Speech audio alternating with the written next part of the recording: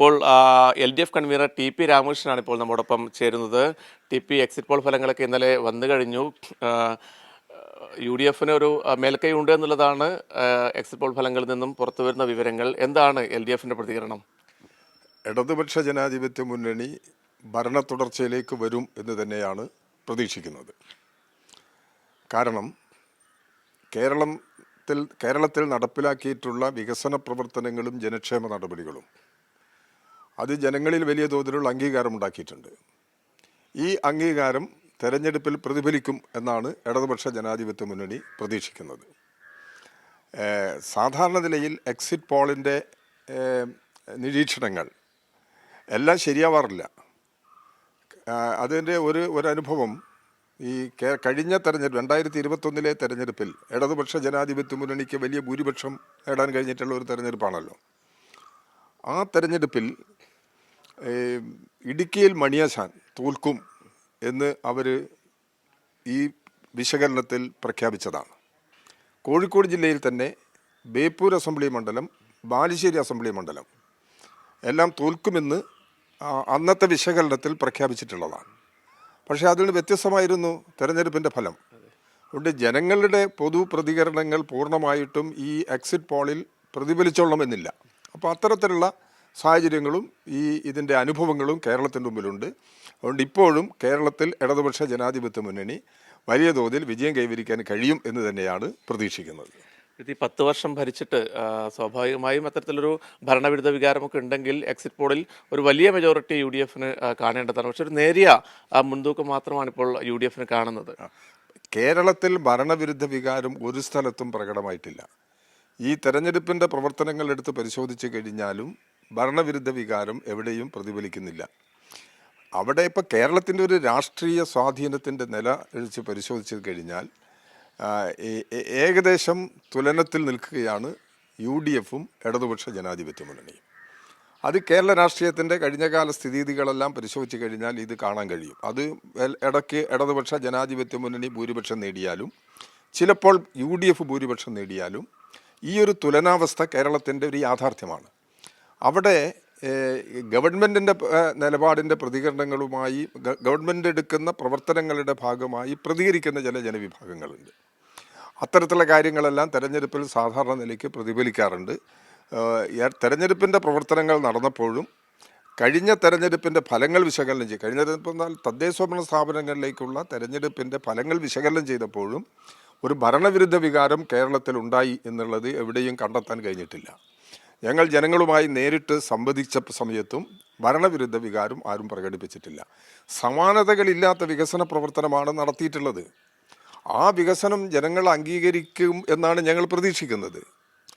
അപ്പം എന്തായിരുന്നാലും 4-ാം തീയതി ജനവിധി വരികയാണല്ലോ, ഈ വോട്ടെണ്ണി ഫലം പ്രഖ്യാപിക്കുകയാണല്ലോ. അപ്പോൾ എന്താണ് എന്നുള്ളത് വ്യക്തതയോടുകൂടി മനസ്സിലാക്കാൻ കഴിയും എന്നാണ് പ്രതീക്ഷിക്കുന്നത്.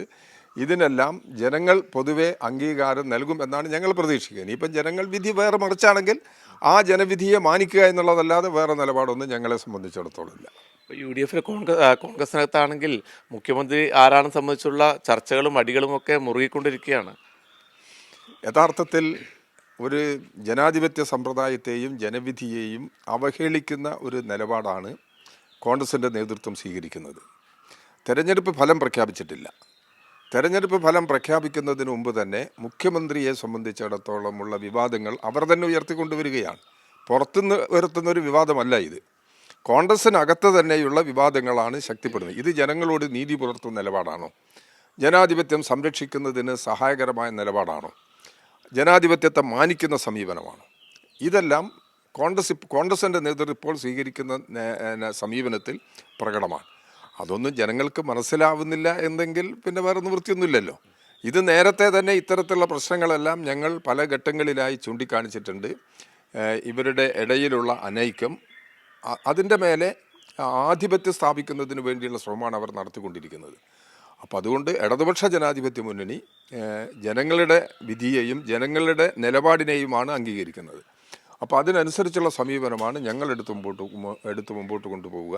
ഇടതുപക്ഷ ജനാധിപത്യ മുന്നണി നല്ല നിലയിൽ കേരളത്തിൽ വിജയം കൈവരിക്കും, ഭരണത്തിന് തുടർച്ചയുണ്ടാകും എന്ന് തന്നെയാണ് ഇപ്പോഴും പ്രതീക്ഷിക്കുന്നത്. ഈ കോഴിക്കോട്ടേക്ക് വരുമ്പോൾ LDF-ന് വലിയ രീതിയിലുള്ള ബഹുജന സ്വാധീനമുള്ള ജില്ലയാണ് കോഴിക്കോട്. ഭൂരിഭാഗം മണ്ഡലങ്ങളും LDF-ന്റെ കയ്യിലാണ്.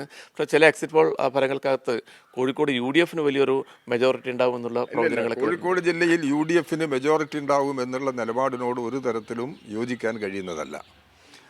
ഇടതുപക്ഷ ജനാധിപത്യ മുന്നണിക്ക് കോഴിക്കോട് ജില്ലയിലും ഈ കേരളത്തിൻ്റെ ഈ പൊതു ധാരയിൽ നിന്നുകൊണ്ട് കോഴിക്കോട് ജില്ലയിലും ഇടതുപക്ഷ ജനാധിപത്യ മുന്നണിക്ക് മുന്നേറാൻ കഴിയും എന്ന് തന്നെയാണ് ഞങ്ങൾ പ്രതീക്ഷിക്കുന്നത്.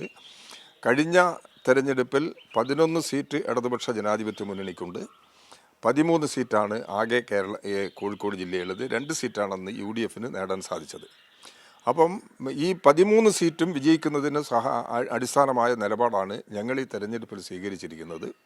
അപ്പം അതുകൊണ്ട് ഒരു കാരണവശാലും ഇടതുപക്ഷ ജനാധിപത്യ മുന്നണിക്കുള്ള ഒരു തിരിച്ചടി കോഴിക്കോട് ജില്ലയിൽ ഉണ്ടാകും എന്ന് കണക്കാക്കാവുന്നതല്ല.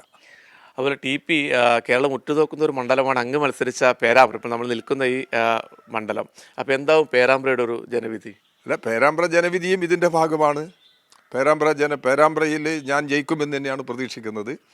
ഇടതുപക്ഷ ജനാധിപത്യ മുന്നണി ഗവൺമെൻറ്റിൻ്റെ കാലത്ത് ഈ മണ്ഡലത്തിൽ നടപ്പിലാക്കിയിട്ടുള്ള വികസന പ്രവർത്തനങ്ങൾ എല്ലാം ജനങ്ങളുടെ മുമ്പിലുണ്ട്. ജനങ്ങളുടെ മുമ്പിലുള്ള അനുഭവമാണത്.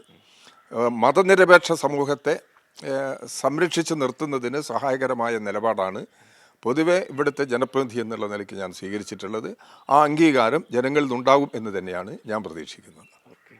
അപ്പോൾ സിന്ദൂരി LDF കൺവീനർ വളരെ ആത്മവിശ്വാസത്തിലാണ്. ഈ വരുന്ന എക്സിറ്റ് പോൾ ഫലങ്ങളൊന്നും അത്തരത്തിൽ എടുക്കേണ്ടതില്ല. LDF മൂന്നാമതും കേരളത്തിൽ അധികാരത്തിൽ വരുമെന്ന ഉറച്ച ആത്മവിശ്വാസമാണ് അദ്ദേഹം പ്രകടിപ്പിക്കുന്നത്.